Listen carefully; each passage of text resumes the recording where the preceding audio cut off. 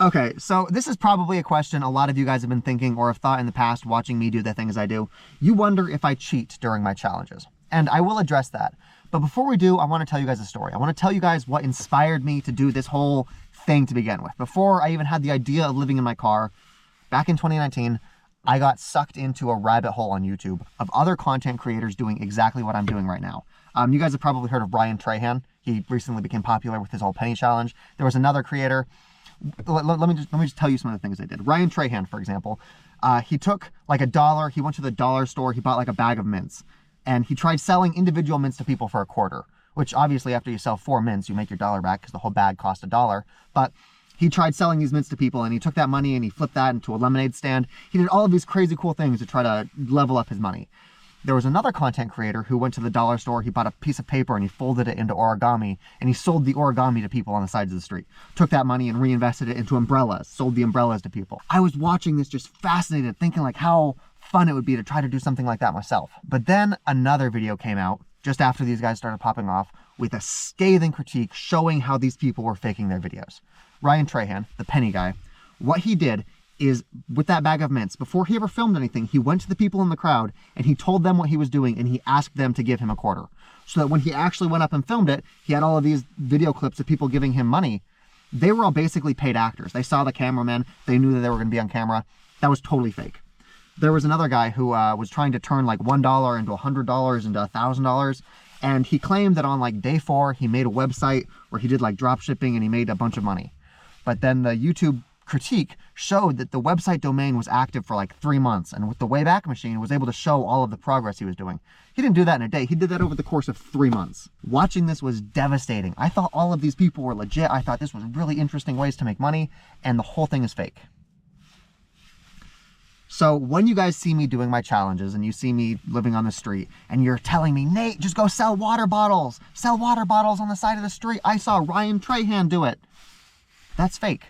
Nobody's going to buy a water bottle from me from $1 if they can go to fucking Walmart and get it for 50 cents. Like, I'm not going to be able to make a profit if the person can just go to a store and get it themselves.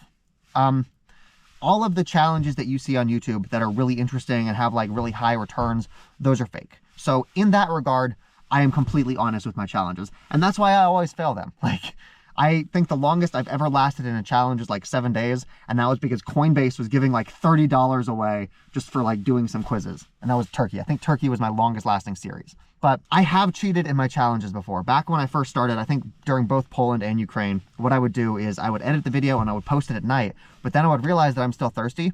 And so I would go to the store and I would get like another bottle of Coke, and I wouldn't count that because the video had already been posted. I couldn't film anything. And I felt bad about it, but I just didn't tell you guys. So I have cheated in my challenges before. I have spent more money than I told you guys I would. But I'm definitely not cheating to the same degree as like other people on YouTube. That's also why my videos aren't quite as interesting as theirs. You'll see other people with these massive, crazy ideas.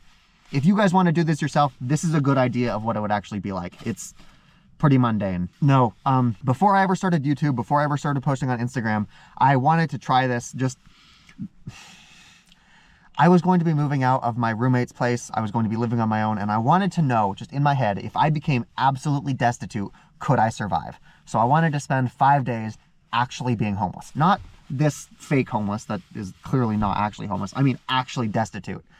So I challenged myself. I would have $20 and my ID, and that's all that I would have. I ended up sleeping in a trash bag on the bottom of a slide. I drank water from a fucking park spigot. That was miserable. I did end up making $15 because I went to Goodwill and I bought a vacuum, and I would knock on people's doors in like the wealthy part of town asking if I could vacuum out their car for $5. I made $15 doing that, but you can't make money doing things. No, I actually wanted to try begging too, because people keep telling me that I should try begging and just see how much money I can make. That was the most humiliating thing I have ever done. I made a sign, I wrote homeless, anything helps. I sat on the side of the sidewalk with a little coffee pot that I bought from Goodwill for like $3. And I sat there. I was waiting for so long, I literally fell asleep. An old woman, she came up and she gave me $5, and I was so ashamed. I couldn't even look at her. I couldn't like look at her in the face because she was giving me this money. I just like had to look at the ground and just like profusely thank her without even being able to look at her. Of course, I wasn't actually destitute, so I went and I took that $5 she gave me and I donated $50 to the local charity in town. But that was just like to see what begging was like. It was miserable. Begging is absolutely fucking miserable. It makes me empathize with panhandlers on the street so much, just knowing how much shame they have to just to sit there and like ask you for shit. But then I started YouTube, and I haven't done things like people. You guys want me to do these challenges more. You want me to go. They're not fun. They are miserable. They are really fucking hard. The reason that I've been able to do this for so long is because I've got all of these creature comforts. I've got blankets, I've got heaters, I've got gasoline. It's not as miserable, so I'm able to do them for longer. Oh shit, this video is 5 minutes. I feel like I've been talking for longer than 5 minutes, but fucking 5 minutes, damn.